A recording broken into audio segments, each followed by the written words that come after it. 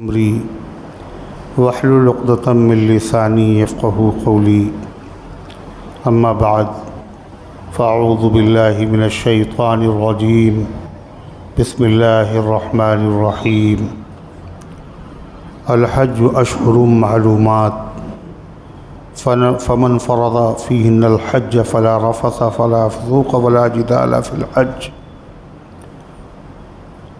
وقال رسول اللہ صلی اللہ علیہ وسلم من صام رمضان ثم اتبعہ ستا من الشوال کان کصیام الدہر او کما قال علیہ الصلاۃ والسلام۔ محترم حضرات، سامعین کرام، حاضرین مسجد، عزیزوں اور بزرگوں، قرآن مقدس کی ایک مبارک آیت اور اللہ کے آخری پیغمبر مدنی آقا تاجدار مدینہ جناب محمد الرسول اللہ صلی اللہ علیہ وسلم کا ایک مقدس فرمان میں نے آپ کو پڑھ کر سنایا ہے۔ دعا کیجئے رب العزت والجلال اس کی روشنی میں صحیح اور سچی بات عرض کرنے کی توفیق نصیب فرمائے اور ہم سب کو عمل کرنے کی توفیق عطا فرمائے۔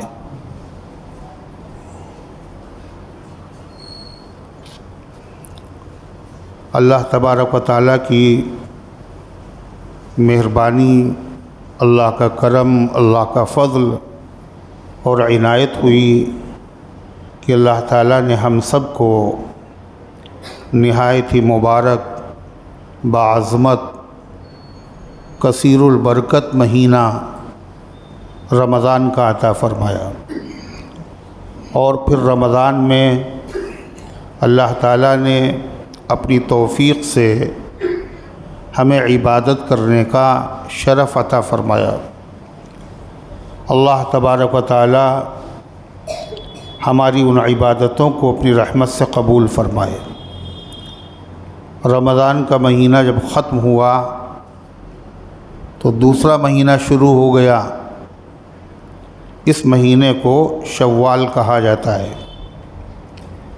یہ مہینہ بھی بے برکت نہیں، برکتوں والا ہے۔ ایک عظیم الشان عبادت رمضان کے مہینے میں ادا کی گئی، دوسری عظیم الشان عبادت کی شروعات ہو گئی۔ دوسری عظیم الشان عبادت کیا ہے؟ وہ ایک تو روزہ تھا، اس لیے فرمایا کہ روزے تم نے رکھے ہیں رمضان کے مہینے میں 30۔ شوال کا جب مہینہ آیا، اس مہینے میں اگر کسی شخص نے 6 روزے رکھ لیے تو اللہ تبارک و تعالیٰ اس کو پورے سال روزہ رکھنے کا ثواب عطا فرمائے گا، اور وہ اس لیے کہ نیکی اللہ تعالیٰ کے وہاں ہر نیکی کا ثواب 10 گنا ہے۔ من جاء بالحسنۃ فلہ 10 امثالھا، جو ایک نیکی کرے گا اس کا 10 گنا بدلہ ملے گا۔ تو 30 روزے جب رکھے اور ہر روزہ 10 روزوں کے برابر، تو گویا کہ وہ 300 روزے ہوئے۔ اور شوال کے مہینے میں جب اس نے 6 روزے رکھے تو ہر روزہ 10 روزے کے برابر، تو 60 روزے ہو گئے۔ اس طریقے سے گویا کہ اس نے 360 روزے رکھ لیے۔ اور اسلامی تاریخ کے اعتبار سے، قمری تاریخ کے اعتبار سے، چاند کی تاریخوں کے اعتبار سے سال میں 360 دن ہوتے ہیں۔ گویا کہ اس نے پورے سال روزے رکھے، اور جب اس نے ہر سال یہ معمول بنا لیا تو گویا کہ اس نے پوری زندگی روزے رکھے۔ یہ روزے جو شوال کے ہیں یہ فرض نہیں ہیں، رمضان کے روزے فرض ہیں، اور شوال کے روزے جو ہیں یہ نفل ہیں۔ یعنی اگر رکھو گے تو ثواب ملے گا، اگر نہیں رکھے گا کوئی آدمی تو مواخذہ نہیں ہوگا، پکڑ نہیں ہوگی، گرفت نہیں ہوگی، اس سے باز پرس نہیں ہوگی، اس کو سزا نہیں ہوگی۔ اسی کے ساتھ ساتھ اللہ تبارک و تعالیٰ نے یہ بھی بندوں کو چھوٹ عطا فرمائی کہ یہ 6 روزے رکھنا ہے، مگر ضروری نہیں ہے کہ عید کے دن کے گزرتے ہی روزے شروع کر دیے جائیں، مسلسل لگاتار روزے رکھے جائیں، نہیں بلکہ پورے مہینے میں اگر آدمی 6 روزے رکھ لے، جب بھی وہ اس ثواب سے محروم نہیں رہے گا، اس فضیلت سے محروم نہیں رہے گا۔ یرید اللہ بکم اليسر، اللہ تمہارے ساتھ آسانی کا ارادہ کرتا ہے، ولا یرید بکم اللہ العسر، اللہ تمہیں مشقت میں مبتلا نہیں کرنا چاہتا۔ اسی طریقے سے بعض حضرات یہ سمجھتے ہیں کہ یہ شوال کے جو 6 روزے ان کو شش عید کہا جاتا ہے۔ شش کے معنی 6 اور عید کے مطلب عید کا مہینہ، یعنی عید کے مہینے کے 6 روزے، بڑی فضیلت ہے ان کی۔ بعض لوگوں کا تاثر یہ ہے کہ ان میں اگر آدمی قضا روزے رکھے رمضان کے جو چھوٹے ہوئے اگر روزے رکھ لے تو اس کو رمضان کی قضا بھی ہو جائے گی اور شوال کے 6 روزوں کو بھی ثواب ملے گا۔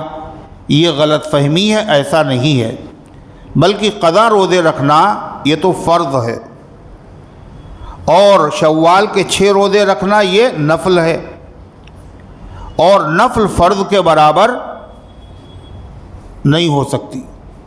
فرض کا ثواب زیادہ ہے، نفل کا ثواب کم ہے۔ دوسری چیز یہ ہے کہ قضا روزے رکھنا ضروری ہے اور شوال کے 6 روزے رکھنا ضروری نہیں ہے۔ اس لیے اگر کسی آدمی کے روزے قضا ہو گئے ہوں تو اس کو چاہیے کہ پہلے وہ قضا روزے رکھے، اس کے بعد اللہ توفیق دے تو 6 رمضان کے روزے اور رکھ لے۔ اس لیے زندگی کا کوئی بھروسہ نہیں ہے۔ ظاہر ہے جو رمضان کے روزے تھے وہ تو قرضہ تھا، اور یہ جو نفل روزے رکھ رہا ہے یہ صدقہ ہے، تو پہلے آدمی کو قرضہ ادا کرنا چاہیے اور بعد میں آدمی کو صدقہ کرنا چاہیے۔ اس لیے پہلے وہ قضا روزے رکھے اور بعد میں شوال کے 6 روزے رکھ لے۔ اسی طریقے سے اللہ تبارک و تعالیٰ نے رمضان کے روزے کے بعد جو شوال کا مہینہ آیا، اس میں ایک دوسری عبادت شروع ہو گئی عظیم الشان، اور وہ دوسری عبادت کیا ہے؟ اسے حج کہا جاتا ہے۔ کہ حج تو شوال میں ہوتا نہیں ہے، حج تو ہوتا ہے بقرعید کے مہینے میں، ذی الحجہ میں ہوتا ہے۔ کہا نہیں، حج کے مہینوں کی شروعات شوال سے ہو جاتی ہے۔ اللہ تعالیٰ نے قرآن میں فرمایا الحج اشہر معلومات، حج کے مہینے مقرر ہیں، متعین ہیں۔ اس کا مطلب حج کا ایک مہینہ نہیں، اشہر شہر کی جمع ہے۔ شہر کے معنی عربی میں مہینے کے آتے ہیں، شہر رمضان، رمضان کا مہینہ، اشہر کا مطلب کئی مہینے ہیں۔ تو فرمایا الحج اشہر معلومات، حج کے مہینے مقرر ہیں، متعین ہیں، اور وہ ایک مہینہ نہیں، مہینے ہیں۔ نبی کریم صلی اللہ علیہ وسلم نے فرمایا وہ مہینے کون کون سے ہیں؟ شوال، ذی قعدہ، ذی الحجہ کے 10 دن۔ حالانکہ اصلاً حج تو ہوتا ہے ذی الحجہ میں، اس کا نام ہی حج کا مہینہ، لیکن حج آج سے فرض نہیں ہے، حج شروع زمانے سے فرض ہے۔ اور سب سے پہلے حج کس نے کیا؟ جو سب سے پہلا انسان تھا، اور سب سے پہلا انسان کون؟ حضرت آدم علیہ السلام۔ جو سب سے پہلے انسان ہیں وہی سب سے پہلے نبی بھی ہیں۔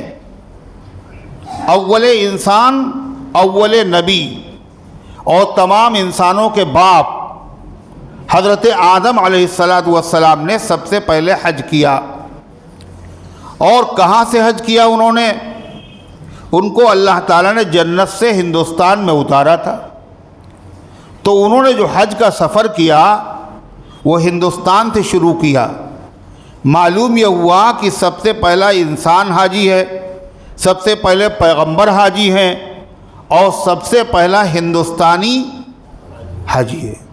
حج کا سفر کا آغاز ہندوستان سے ہوا، اور حضرت آدم علیہ نبینا علیہ الصلاۃ والتسلیم نے تاریخی روایات یہ بتاتی ہیں کہ 1000 حج کیے ہیں، اور اسی طریقے سے 700 عمرے کیے ہیں۔ یہ حج جو آدم علیہ السلام نے کیے وہ پہلے انسان تھے۔ اس زمانے میں جہاز تو تھا نہیں تھا، اس زمانے میں بیل گاڑی بھی نہیں تھی، اس زمانے میں موٹر سائیکل کا کوئی تصور نہیں تھا، نہ کشتیاں تھیں۔ ظاہر ہے وہ زمانہ پیدل حج کرنے کا تھا۔ آدم علیہ السلام نے یہ حج جو کیے ہیں وہ پیدل کیے، اور پیدل حج کرنا یہ سواری پر حج کرنے کے مقابلے میں بہت فضیلت رکھتا ہے۔ سیدنا حضرت حسن اور سیدنا حضرت حسین رضی اللہ عنہ کے فضائل لوگ چھپاتے ہیں اور ان کے اصل فضائل لوگ بیان نہیں کرتے۔ سیدنا حضرت حسن رضی اللہ عنہ نے 25 حج کیے ہیں۔ کتنے؟ 25 حج کیے، اور یہ 25 حج انہوں نے سواری پر نہیں کیے ہیں، سب پیدل حج کیے ہیں۔ وہ جانتے تھے کہ پیدل حج کرنا زیادہ ثواب کا کام ہے، حالانکہ ان کے پاس سواریوں کی قطاریں تھیں، ان کے لیے سواری کا انتظام کرنے والے بہت تھے، مگر چونکہ اللہ کو یہ زیادہ پسند ہے اس لیے انہوں نے پیدل حج کیا۔ اور جب پیدل حج کیا جائے ہندوستان سے تو سوچیے آپ کتنا ٹائم لگے گا، 1 ہفتے میں آدمی پہنچ جائے گا۔ بحری جہاز سے لوگ 1 ہفتے میں پہنچتے تھے۔ اب جو جہاز ہے ہوائی جہاز، زمانے کے اعتبار سے رفتار بھی تیز ہو رہی ہے، 5 گھنٹے میں پہنچ جاتے ہیں۔ ظاہر ہے اور سواریوں سے لوگ اور تھوڑا سا دیر میں پہنچیں گے، اور اگر پیدل جائیں تو کتنا وقت لگے گا؟ تو 3 مہینے لگ جاتے تھے۔ اس لیے حج کی فرضیت اس سے کیا پتہ چلا؟ اسلام 1400 سال پرانا مذہب نہیں ہے۔ اسلام مذہب اور انسانیت یہ دونوں ایک ساتھ پیدا ہوئی ہیں۔ اس کو کہتے ہیں مذہب اور انسان یہ توأم پیدا ہوئے ہیں۔ توأم کہتے ہیں ان بچوں کو جو جڑواں ہوتے ہیں، جو ایک پیٹ سے 2 بچے ایک ساتھ پیدا ہوتے ہیں انہیں کہتے ہیں توأم۔ لہذا انسان اور مذہب یہ دونوں جڑواں پیدا ہوئے ہیں۔ جو پہلا انسان ہے وہ پہلا پیغمبر ہے، وہ پہلا دین کا پیغام لانے والا ہے، وہ تمام انسانوں کے باپ ہیں۔ تو حضرت آدم علیہ السلام نے جو حج کیا تھا وہ آج سے حج فرض نہیں ہے، اس زمانے سے حج فرض ہے۔ حضرت آدم علیہ السلام نے حج کیا، پیدل حج کیا، تو اس لیے کیا ہے، حج کے مہینے کب سے شروع ہوتے ہیں؟ شوال سے۔ اسی لیے علماء نے لکھا اگر کوئی آدمی احرام باندھ لے شوال میں تو کوئی حرج کی بات نہیں، پہلے لوگ باندھتے تھے اتنا لمبا عرصہ۔ اب یہاں لوگ پوچھتے ہیں یہ بتائیے ہمیں حج پہ جانا، عمرہ کرنے جانا ہے، احرام ہم ایئرپورٹ سے باندھیں یا پھر ہم جو ہے جدے میں جا کے باندھیں؟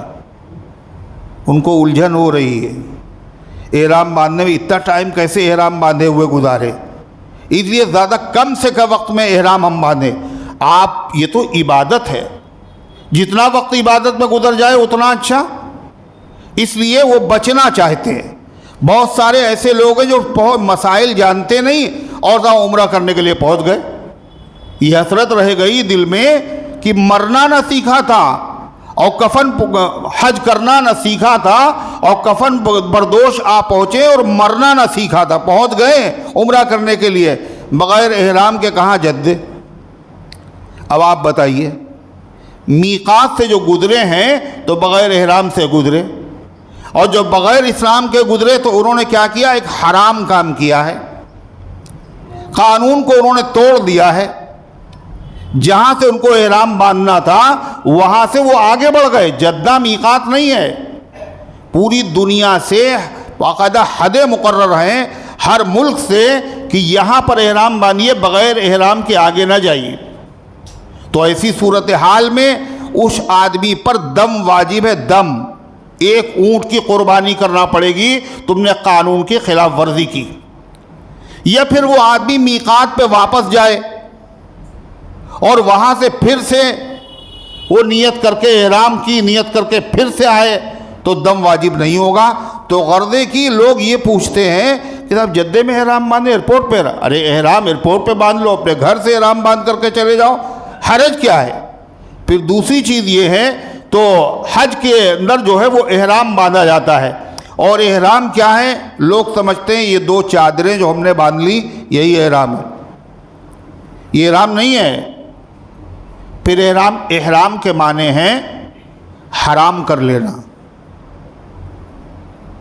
تکبیر تحریمہ کے معنی ایسی تکبیر جو حرام کر دیتی ہے. جب نماز ہم لوگ شروع کرتے ہیں تو سب سے پہلے جو کہتے ہیں اللہ اکبر، اس تکبیر کا نام ہے تکبیر، کیا نام ہے؟ تکبیر تحریمہ. تحریمہ مانے حرام کرنے والے. اس کا مطلب اس نے کچھ حرام کر دیا. کیا حرام کر دی؟ جو چیزیں حلال تھیں اس تکبیر نے حرام کر دی. کیا حلال تھا؟ بات کرنا حلال تھا، بات کرنا حرام ہو گیا. کھانا حلال تھا، حلال چیزیں کھانا وہ بھی حرام ہو گیا. پینا حلال تھا وہ بھی حرام ہو گیا. حرام کرنے والی تکبیر. لیکن یہ حرمت ہمیشہ کے لیے نہیں ہے، وقتی ہے، عارضی ہے. اللہ اکبر کہا تو حرام ہو گیا، اور اس کے بعد جب کہا السلام علیکم ورحمۃ اللہ تو جو چیزیں حرام ہوئی تھیں وہ چیزیں پھر سے حلال ہو گئی. اس لیے فرمایا نبی کریم علیہ السلام نے مفتاح الصلاۃ الطہور، نماز کی چابی وضو ہے. پھر فرمایا تحریمھا التکبیر و تحلیلھا التسلیم. اس میں حرام کرنے والی چیز تکبیر اللہ اکبر کہنا ہے، اور حلال کرنے والی چیز التسلیم سلام پھیرنا ہے. تو احرام کے معنی حرام کر لینا. احرام کو احرام کیوں کہا جاتا ہے؟ کہ اس لیے کہ یہ دو چادریں جب آپ نے باندھ لی ہیں، ان چادروں کی وجہ سے احرام آپ کا شروع نہیں ہوا. احرام کب شروع ہوگا؟ جب آپ کہیں گے 2 رکعت نماز پڑھ لی. نماز پڑھنے کے بعد اگر نہ بھی پڑھی، یہ بھی ضروری نہیں ہے، اس کے بعد آپ نے نیت کر کے جیسے تلبیہ پڑھا، آپ کا احرام شروع ہو گیا. تلبیہ کیا ہے؟ لبیک اللہم لبیک. اے اللہ میں حاضر ہوں، حاضر ہوں میں اللہ، حاضر ہوں. یہ ہر عمرہ کرنے والا اور ہر حج کرنے والا احرام باندھتے ہی جیسے ہی اس نے یہ کہا اب احرام شروع ہو گیا. یہ حاضر ہونے کا مطلب کیا ہے؟ میں حاضر ہوں. کہ اللہ تعالیٰ نے ابراہیم علیہ السلام سے خانہ کعبہ کی تعمیر کرائی دوبارہ. جب طوفان نوح آیا تو عمارت ملبے میں دب گئی. اللہ نے ابراہیم علیہ السلام سے کہا کعبہ بناؤ. وَإِذْ بَوَّأْنَا لِإِبْرَاهِيمَ مَكَانَ الْبَيْتِ. ابراہیم علیہ السلام کو بیت اللہ کی جگہ اللہ نے بتائی جبریل علیہ السلام کے ذریعے سے. چنانچہ ابراہیم علیہ السلام نے اور حضرت اسماعیل علیہ السلام نے دونوں نے اللہ کا گھر بنایا. اللہ کا گھر نرالا اور اس کا معمار بھی نرالا. بنانے والا راجگیر کون ہے؟ نبی. نبی نہیں صرف ہیں، ابو الانبیاء، نبیوں کے باپ، خلیل اللہ ابراہیم علیہ السلام. اور مزدور بھی نرالا ہے. مزدور کون ہے؟ ذبیح اللہ، جن کو اللہ کے نام پر ذبح کیا گیا، حلق پہ چھری چلائی گئی، اسماعیل علیہ السلام. اور جس مسجد کی تعمیر ہو رہی ہے وہ مسجد بھی نرالی ہے. کہاں ہے وہ؟ بالکل دنیا کے وسط میں، دنیا کے سنٹر میں. پوری دنیا کو اگر چاروں طرف سے ناپا جائے تو بالکل بیچوں بیچ میں جو جگہ ہے اس کا نام ہے کعبہ.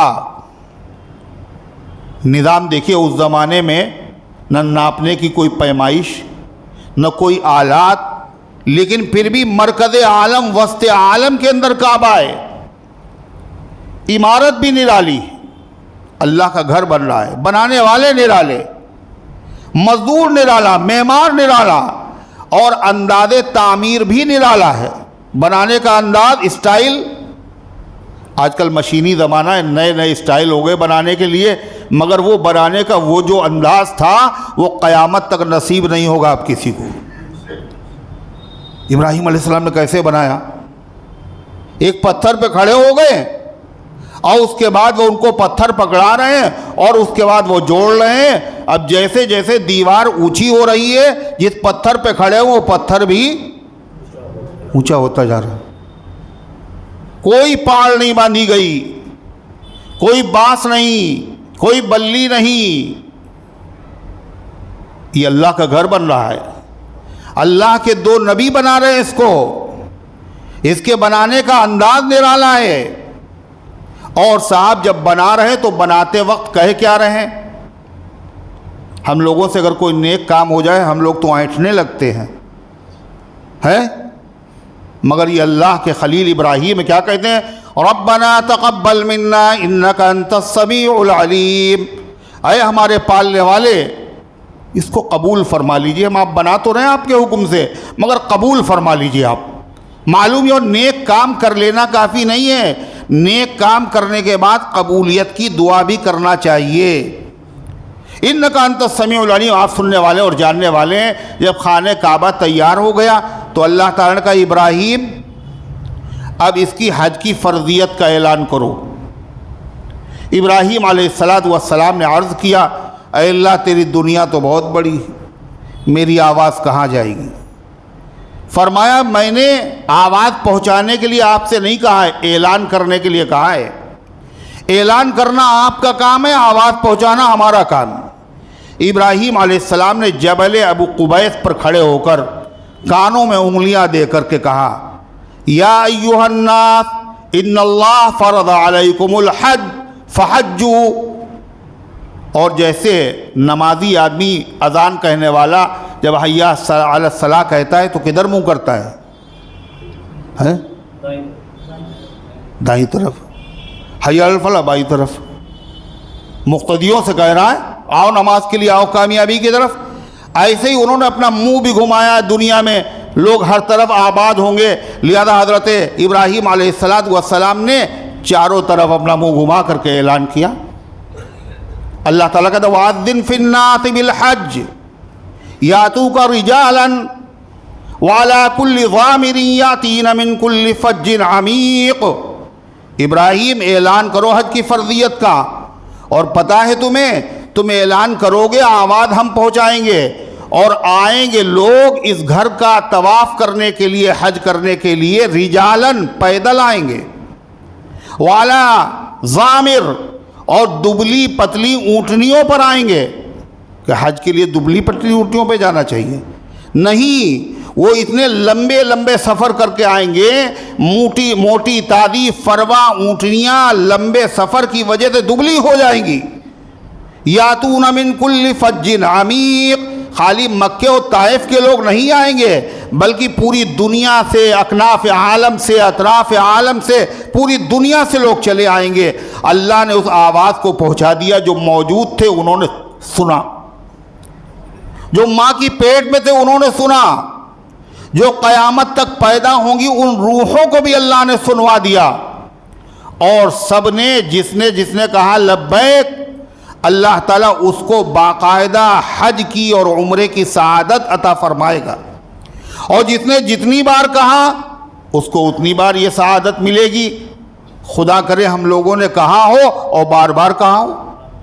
تو غرضے کی حاجی جب عمرہ کرنے والا احرام باندھ لیتا ہے, چادریں پہ باندھ لی اور اس کے بعد اس نے نماز پڑھ لی, اور جیسے ہی تلبیہ پڑھا لبیک میں حاضر ہوں.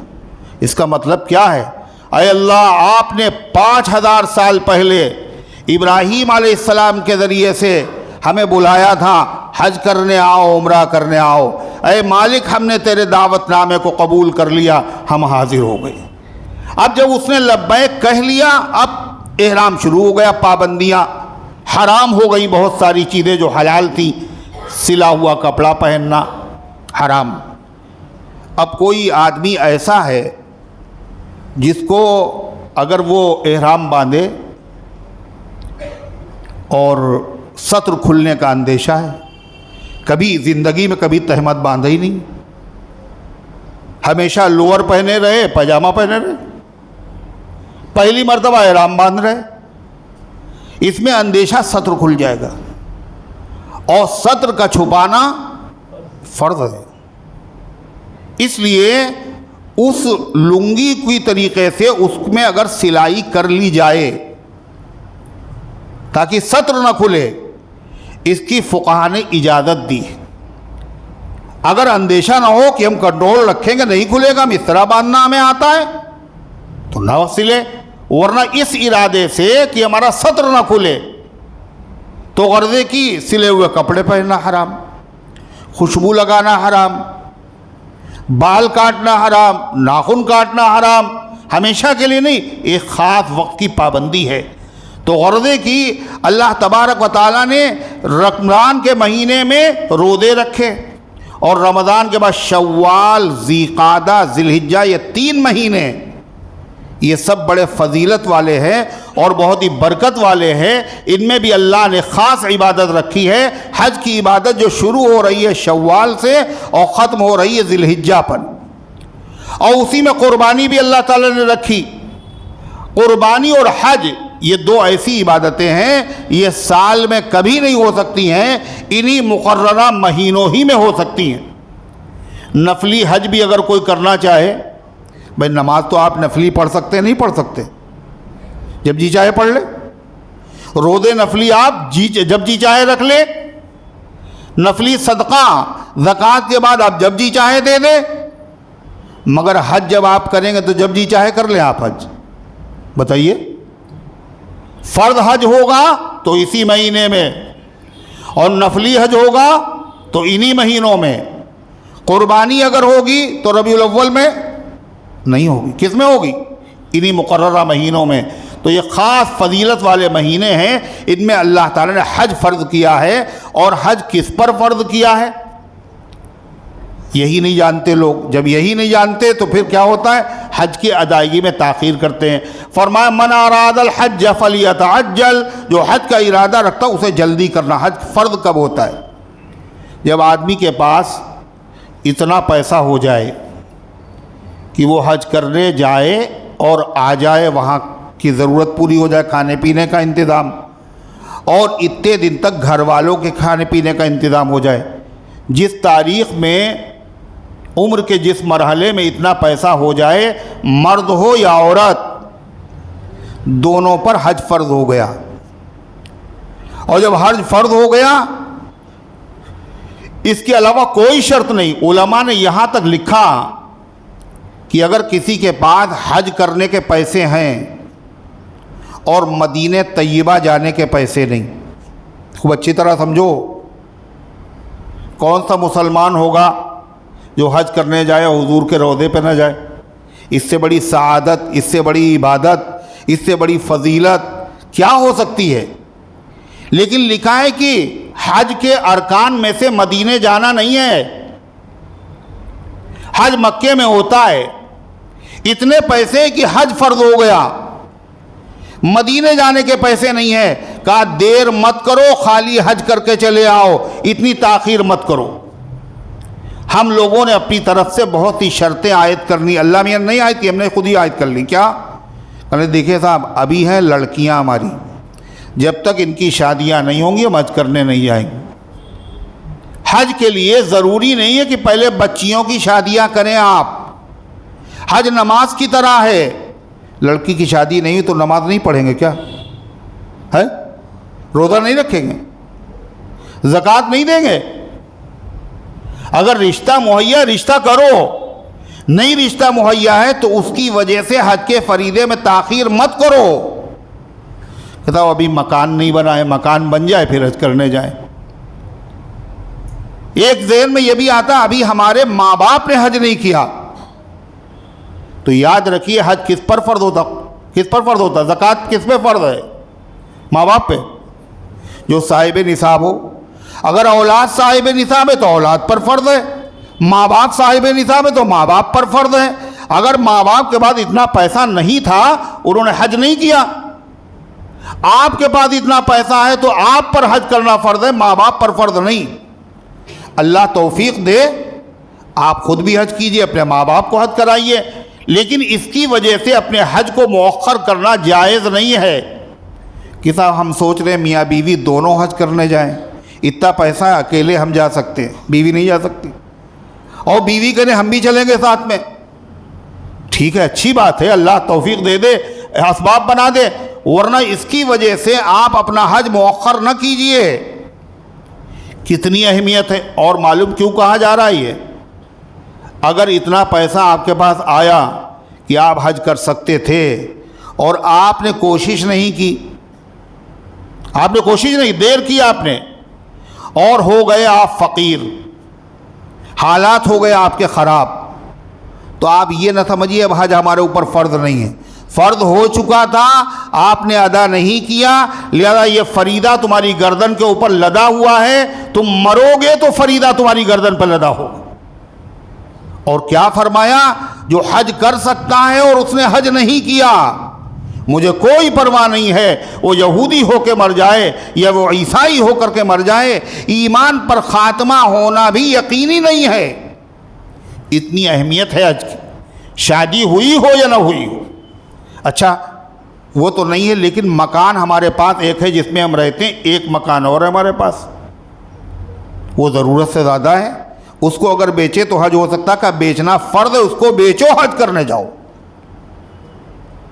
بہت بڑا مکان ہے، کچھ مکان میں رہتے ہیں، کچھ حصہ اس کا خالی ہے، وہ ضرورت اس کی نہیں ہے، مگر اس کو بیچنا حج کے لیے فرض نہیں ہے۔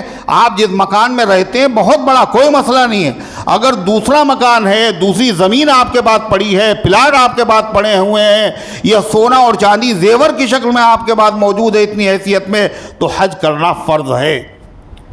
پھر دوسری بات، حج کر لو فرض، اور خدا نخواستہ اگر تاخیر ہوئی اور حج کرنے کے لائق نہ رہے تو اب کیا مسئلہ ہے کہ وصیت کرو، وصیت کرو، میرے مرنے کے بعد میرے اوپر حج فرض تھا، ہم حج نہیں کر سکے، میرے مال سے حج بدل کرا دیا جائے۔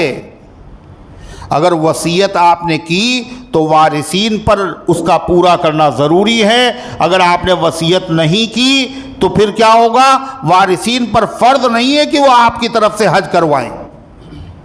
اور آپ نے وصیت اگر کی بھی، اس میں بھی شریعت کی خوبصورتی دیکھی ہے، مرنے والے نے جو مال چھوڑا ہے، وصیت کر گیا میری طرف حج کرا دینا، مگر مال کتنا ہے پتہ ہے؟ جس کے 3 حصے کیے جائیں، تو اگر تیسرے حصے میں اگر حج ہو سکتا ہے، اتنا مال ہے، تب تو وصیت پوری کرنا ضروری ہے۔ اگر تہائی مال میں حج نہیں ہو سکتا تو وارثین پر اس وصیت کو پورا کرنا ضروری نہیں۔ شریعت کا حسن دیکھیے، آپ نے کمایا زندگی بھر، آپ مالک، آپ جو جی چاہے کرے، جس کو چاہے دے دے، لیکن جیسے ہی مرض الوفات شروع ہوا، مرض الوفات جانتے ہیں؟ وہ بیماری جس میں آدمی کا انتقال ہوتا ہے، جیسے ہی یہ بیماری شروع ہوئی، اب شریعت نے کہا جو آپ کا کمایا ہوا مال ہے اس میں آپ کا پورا اختیار نہیں رہا، اب اختیار آپ کا ختم، اب آپ کا اختیار اس میں صرف تہائی حصے پر ہے۔ اگر آپ اس سے زیادہ کی وصیت کریں گے تو وصیت ناجائز ہے، تہائی بھی خالی حق ہے۔ کیوں؟ ہو سکتا ہے ماں باپ کسی اولاد سے خفا ہو جائیں اور اس سے کہیں کہ پورا کا پورا ہم نے مدرسے میں دے دیا، جاؤ، ہم کسی کو دیں گے نہیں۔ اب آپ کے لیے اجازت ہی نہیں ہے، آپ اگر وصیت کر سکتے ہیں تو صرف کتنی کر سکتے ہیں؟ تہائی حصے کی کر سکتے ہیں۔ کتنی حسین شریعت ہے، کتنی خوبصورت شریعت ہے۔ ایک مسئلہ اور، حج بدل کرانا ہے۔ اب حج کتنے میں ہو رہا ہے 4 لاکھ، تو اگر کسی آدمی نے کتنے چھوڑے ہیں، تب 4 لاکھ کی اگر وصیت کی ہے تو حج کرانا فرض ہوگا۔ کتنے چھوڑے ہوں؟ 12 لاکھ۔ 12 لاکھ چھوڑے، وصیت کی، میری طرف سے حج بدل کرا دینا۔ اگر اس نے 8 لاکھ چھوڑے اور وصیت کی میری طرف سے حج کرا دینا، تو وارثین پر ضروری نہیں کہ حج کروائیں، ہاں یہ ان کا احسان ہے، سب ابائی کا کمایا ہوا ہے، ابا کا سب دیا ہوا ہے، لہذا ان کی طرف سے حج کرا دیں، یہ ان کی مہربانی ہے، مگر ان پر کے اوپر لازم اور ضروری نہیں۔ دوسری بات آخری، حج بدل کرایا تو جائے، مگر کہاں سے؟ کہ صاحب مکے میں ہمارے بھائی رہتے ہیں، یہاں سے اگر بھیجو گے تو بہت پیسہ لگے گا، مکے میں جو رہتے ہیں ان سے کہہ دیا جائے آپ حج بدل کر لیجئے، ہم آپ کو پیسہ دے دیں گے۔ اس کا اعتبار نہیں، جہاں کا آدمی ہے وہاں سے حج بدل کرایا جائے، وہاں سے حج بدل کرایا جائے، اس کا اعتبار نہیں ہے۔ اگر کوئی آدمی کے پاس اتنا پیسہ نہیں تھا، وہ غریب تھا، کوئی شکل ہی نہیں ہے، تو اگر وہاں والے سے کہہ دیا جائے بھائی کر لو تو اللہ تعالیٰ کی مہربانی اللہ قبول فرما لے، مگر ورنہ جہاں سے آدمی کا انتقال ہوا ہے وہیں سے حج بدل کے لیے بھیجنا چاہیے۔ اور حج بدل کے بارے میں لوگ یہ سمجھتے ہیں جو حج کر چکا وہی کر سکتا ہے، ایسا نہیں ہے۔ حج بدل کے مسائل نازک ہیں، کوئی حج بدل کرے تو علماء سے پوچھ کر سیکھ کر کے جائے، لیکن جس نے حج کیا وہ تو حج بدل کر سکتا ہے، جس نے نہیں کیا وہ بھی کر سکتا ہے، لیکن جس نے حج بدل کیا تو حج اس کی طرف سے نہیں ادا ہوگا، جس کی طرف سے وہ ادا کر رہا ہے اس کی طرف سے ادا ہوگا۔ بہر صورت اللہ تبارک و تعالیٰ اس مبارک فریضے کی اہمیت کو سمجھنے کی توفیق عطا فرمائے، اور اللہ تبارک و تعالیٰ ہم سب کو اس کو ادا کرنے کی توفیق عطا فرمائے۔ وآخر دعوانا الحمدللہ رب العالمین۔ سنتیں پڑھ